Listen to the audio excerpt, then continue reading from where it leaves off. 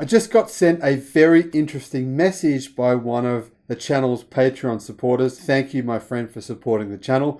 But this is really, really interesting. It's very rare to hear car manufacturers, particularly manufacturers that are kind of legacy auto, making these kinds of very, very blunt comments on what is going to happen with electric cars. And this Volvo executive couldn't have been any more blunt. Hello, my friends, and welcome to the Electric Viking. Fantastic to see you all here today. Welcome to the channel, all the new subscribers, and welcome back to everyone else. Demand for electric cars is rising rapidly in many countries, in continents, especially in Europe. The electric car market, he said, will be the most relevant for all customers way before 2030. Way before. Now, Volvo Cars product manager, Henrik Green, made some really enlightening comments. He said that 2030 won't be an interesting year at all. In fact, it'll be a year that's basically irrelevant. Maybe I should stop focusing on 2030 because I think Henrik Green has made some really good points. What else has he said? Basically saying, well, legacy auto is screwed. You're screwed if you buy an ICE car, and all of this is going to happen way before 2030.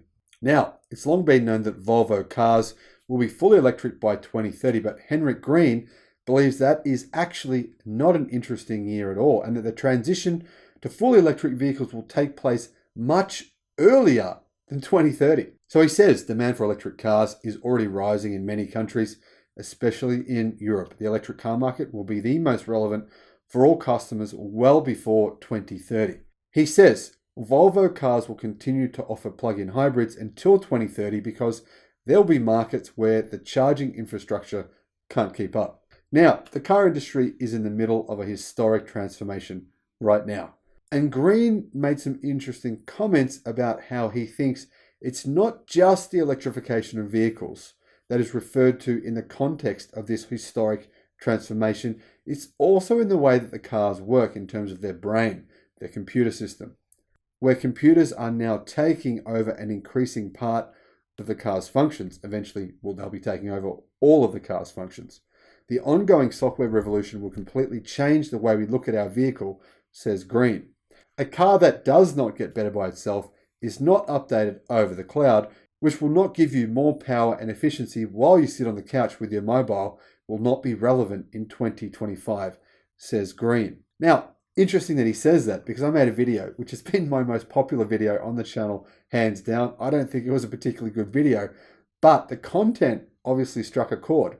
That video was called How the World Electric Car of the Year, the Jaguar electric vehicle, is dead, because essentially it stopped selling. Why did it stop selling? Well, one of the key reasons is Jaguar promised this car would be able to update itself over the air, and then if you bought one of these cars, you would get lots of these over-the-air updates where the car would be improving itself. Well, they never actually did any of those.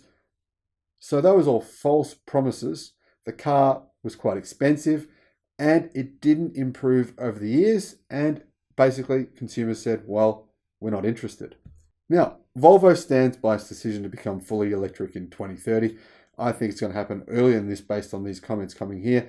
But it was not a given that Volvo would start developing electric cars when they did. And clearly they are one of the legacy automakers who are focusing more on electric cars than others.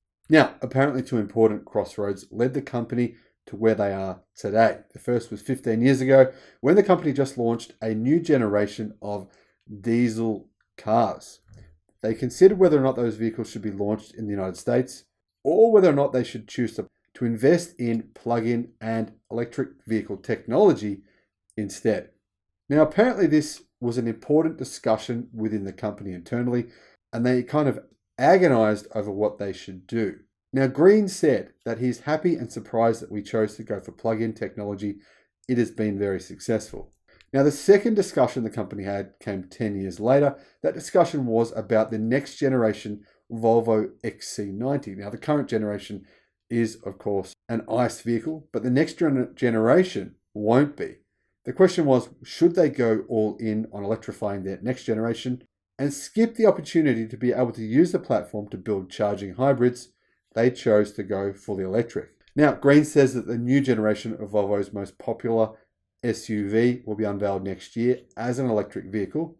And then he also said he believes the industry may be 100% electric or thereabouts several years before 2030. In other words, he is saying maybe Volvo itself isn't even prepared for just how fast the industry will go to electric cars. So he's basically giving you some advice here. He goes on and says, if you buy an ICE-powered vehicle, you may not be able to sell it. Now, if you have a look at the classifieds in Norway, have a look at the values of vehicles that are, say, even just 12 months old, that are powered by diesel or petrol, and you can see that they're worth virtually nothing in comparison to their new car sales price. So there's a pretty good precedent. Maybe just be patient, hold off, and wait for the right electric vehicle for you. Now, the key takeaway I took from this was that Volvo's CEO believes that it's possible that by 2025, electric cars will be the only vehicle that people in Europe will want to buy. So where does that leave all these legacy auto manufacturers who are not prepared for 2025? Thanks for watching the channel, and I'll see you again on the next one. Bye-bye.